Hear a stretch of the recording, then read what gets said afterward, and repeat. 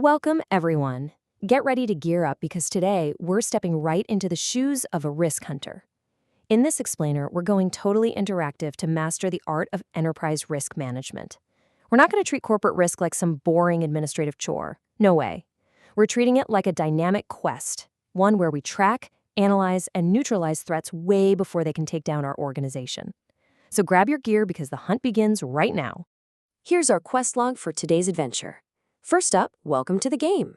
Then, Mission 1, Risk Explorer, followed by Mission 2, Risk Analyst. After that, we've got Mission 3, Detect Causes. And finally, Section 5, the final boss battle. Section 1, welcome to the game. Let's dive right into this tutorial phase by defining the very targets we're hunting today. Because hey, before we can track a risk, we've got to know exactly what it looks like, right? So risk management is defined as a process to identify, measure, monitor, and control arising risks. But here's the absolute crucial caveat. We are taking corrective steps to keep them at an acceptable level. Our goal as risk hunters isn't to eliminate risk entirely. I mean, zero risk means zero reward, right? Instead, we're looking to strategically control it. We want to keep the beast on a leash. Now, this official quote from the PLN Good Corporate Governance Guidelines really expands our hunt to the entire enterprise. It defines enterprise risk management, or ERM. And what it tells us is that risk hunting isn't just for some specialized, siloed department. It's actually applied in strategy setting across the whole organization. Under the ERM framework, every single manager acts as the responsible risk owner for their specific unit. So if you manage a team, well, congratulations, you're the chief risk hunter for that territory. Section 2, Mission 1, Risk Explorer. Here is where we learn the high-level processes of tracking our targets out in the wild. The whole risk management cycle is built on 4 main pillars. Step 1 is risk identification. That's where you spot the tracks. Step 2, measurement, is figuring out just how big the beast actually is. Step 3, handling, is setting your trap. And Step 4, evaluation, is checking if your trap actually worked. A successful hunt always, absolutely always, begins with proper identification. Obviously, if you don't know what's out there, you definitely can't prepare for it. And this brilliantly illustrates a golden rule of our quest, the Pareto principle.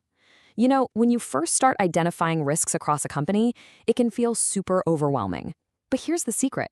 We don't need to track every single minor risk.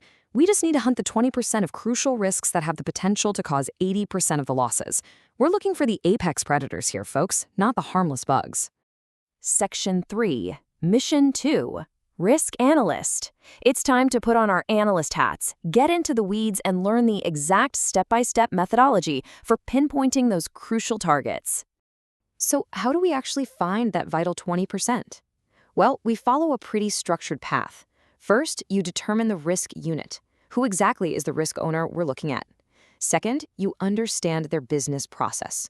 What are the main and supporting activities they're doing every single day? And third, you determine crucial activities. This right here is where the magic happens. Let's ground these abstract concepts using a really cool case study from our sources. Meet PT Utama Art, an entertainment company trying to successfully put on live shows and music recordings. If we look at their business process, we see a whole laundry list of daily activities. They've got to plan shows, find singers, secure sponsors, run advertising, find an audience, and of course, handle back office administration and equipment procurement. It's a lot. So out of all those activities we just mentioned, which ones are the apex predators? The source data narrows it down perfectly.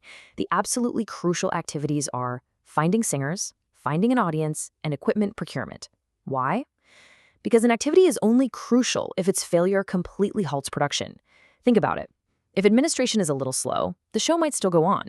But if you fail to secure singers, or you literally don't have a sound system, you have zero show. That is exactly how a risk analyst thinks. Let's take this a bit further and see how it builds out our complete identification methodology. Once we have our crucial activities locked in, we execute steps 4 through 6.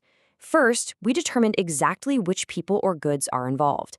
For example, finding singers obviously involves the talent and the talent scouts. Then we identify potential losses, like what if the singer gets sick or the talent scout goes on strike? What if the procured sound system is broken or stolen? Finally, we determine the underlying causes of those potential losses. Section 4, Mission 3, Detect Causes. We know our vulnerabilities now, but where are the attacks actually coming from? Our sources divide risk causes into two major camps. On one side, we have financial risks. These are your market-driven forces, things like price changes, shifting exchange rates, or sudden interest rate spikes. On the other side, we have operational risks. These are the day-to-day hazards on the ground, usually involving humans, technology, and nature. For a company like PT Utama Art trying to put on a big show, operational risks are usually their immediate, most dangerous targets, for sure. Let's zoom in on those operational hazards for a second. Human threats aren't just mere accidents. They can stem from a lack of competence, moral failures like theft, or even a mismatch in taste and perception. Then you've got technological threats. This involves rapid obsolescence, like your gears suddenly being too old, or just poor quality equipment that completely fails mid-concert. And finally, nature. Nature is the ultimate wild card. It brings sudden disasters, extreme weather, or even biological threats like bacteria and pests that can totally ruin an outdoor festival. Any of these can strike our crucial activities literally at any moment. Section 5. The final boss battle. We have successfully tracked the beast. We know where it lives, its habits, and how it attacks. We have finally reached the boss battle, where we assemble all our gathered intelligence into the ultimate corporate shield. But hey, before you go swinging your sword, you absolutely must memorize the Risk Hunter's golden rule. You must state the risk correctly. The biggest mistake novice hunters make is confusing a potential risk with a problem that is already happening. A risk is a future uncertainty, period. And crucially, you must always document the root cause. If you don't know the cause, you just can't design a targeted handling strategy. You'd literally be swinging blindly in the dark. This right here is the weapon that defeats the boss, the risk register.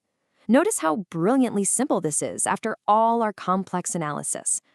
The required output to conquer this explainer is just a clear, concise table. Column 1 lists the specific, correctly stated risk. Column 2 lists the exact root cause. By filling this out for your unit's crucial activities, you transform vague, scary fears into actionable, manageable data. You have officially mapped the wilderness. You've officially leveled up. You understand the definitions, you can identify crucial activities, you can categorize operational and financial threats, and you know exactly how to build a risk register. You are now a certified risk hunter. But I'll leave you with this final thought. Your risk map is ready, and it looks really great on paper, but when the storm actually hits and the human errors, technological failures, and natural disasters strike all at once, do you have the discipline to execute this plan and control the chaos? Because that is the true test of a risk hunter. Thanks so much for joining this explainer, and happy hunting!